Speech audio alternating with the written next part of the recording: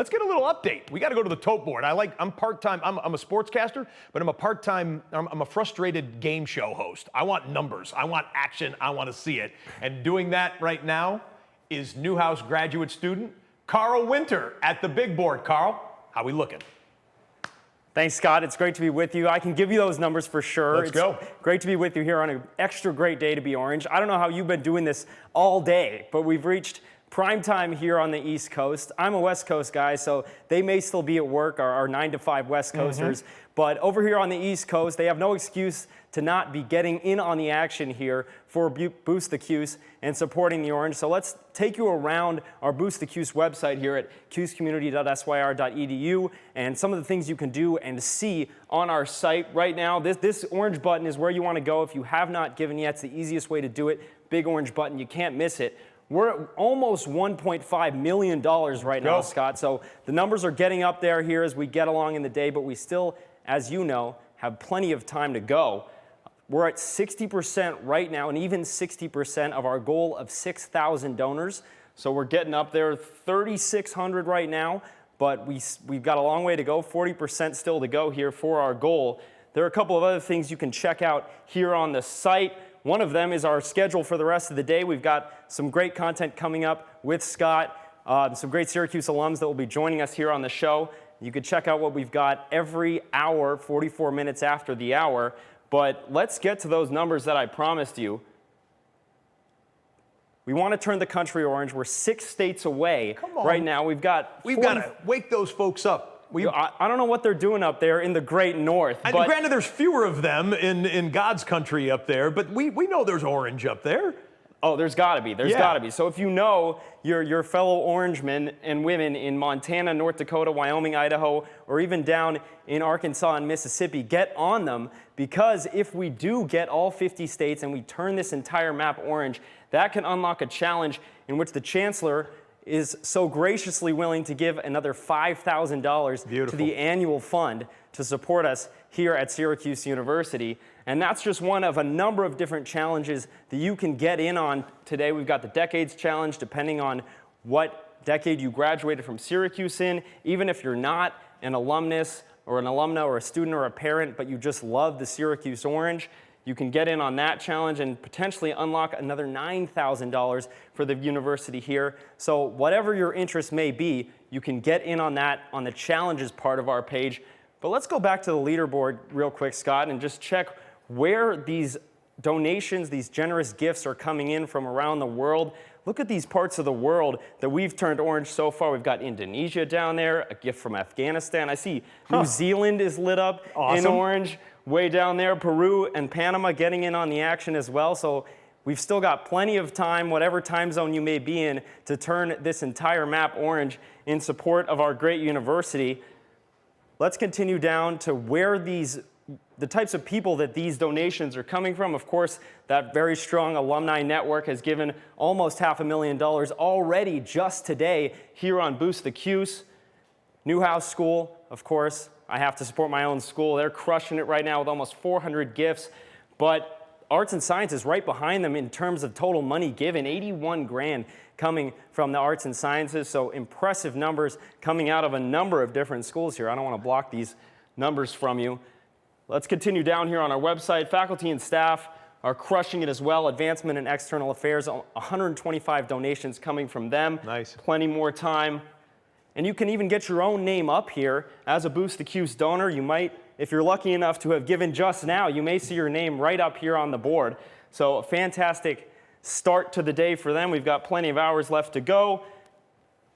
Looks like the class of 1995 is in the lead for total donations. I think that changed. I think that just recently, Well, I think what I may have done is arranged it by money. So they've given almost $50,000, which is impressive from the class of 1995. Let's check number of gifts.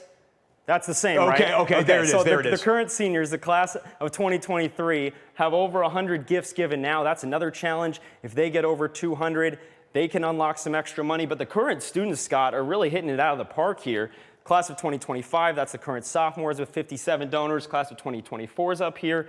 Even the current freshmen, the class of 2026, 36 gifts given from them. I believe their parents are crushing them as well. The class of 2026 parents are knocking it out of the park. In terms of the Dean's funds, the Newhouse Deans have 220 donations, rather, $56,000. So gifts coming from all over. There we go. The freshman parents just crushing it. 122 gifts from them. And then athletic funds, if you want to give to a specific fund, you can earmark your donation to go to a specific place. In this case, men's crew with 142 donations. They have been doing fantastic today.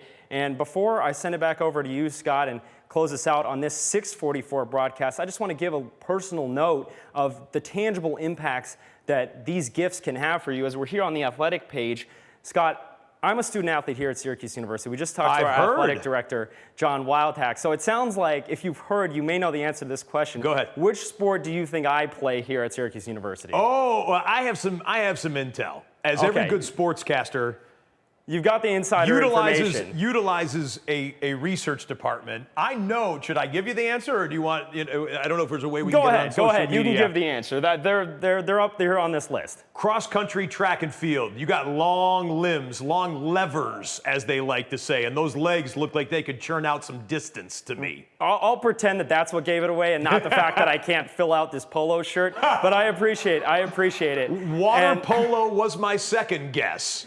Well, I am from California, so that's a big California sport. You know, the guacamole that Darrell made flows like water there. It's but I got to brag on you for a second. So I'm right on cross country, track and field. Is it true you run a sub 4-minute mile?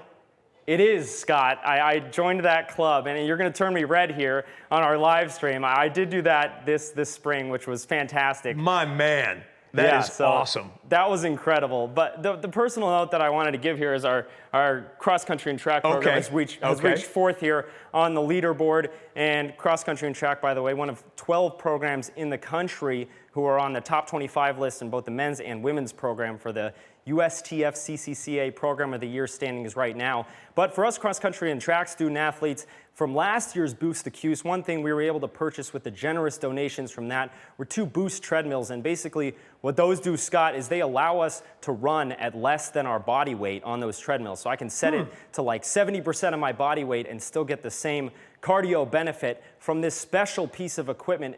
And it's a piece of equipment that 40 or 50 cross-country and track student athletes use in addition to any other student athlete here at the university. And those 2 things have single-handedly helped us to stay healthy, to be able to recover, which is really half the battle in my sport.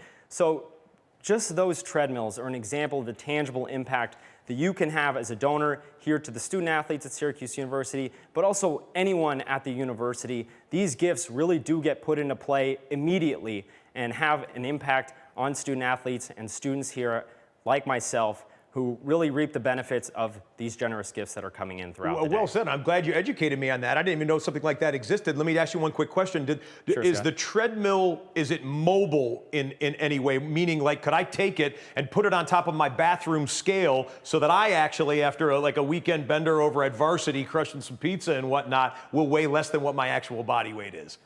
We'll have to get to our research department on that. I have no idea. I imagine if you put the treadmill on the scale, it would skyrocket to a much higher number than you were hoping for. Someone in physics could help me out with that one right there. Karl, thank you for the update.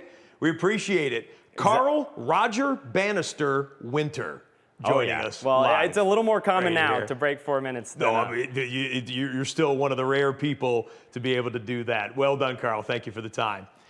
All right, Scott. Well, that's it for us here on the 644 segment here on our day-long broadcast. We're heading back to Boston after this to check in with Sean McDonough in our next segment. In the meantime, click around the website that you see behind me and make a gift to Boost the Cuse and support the part of Syracuse University that means the most to you. We'll be back at 7:44 Eastern Time.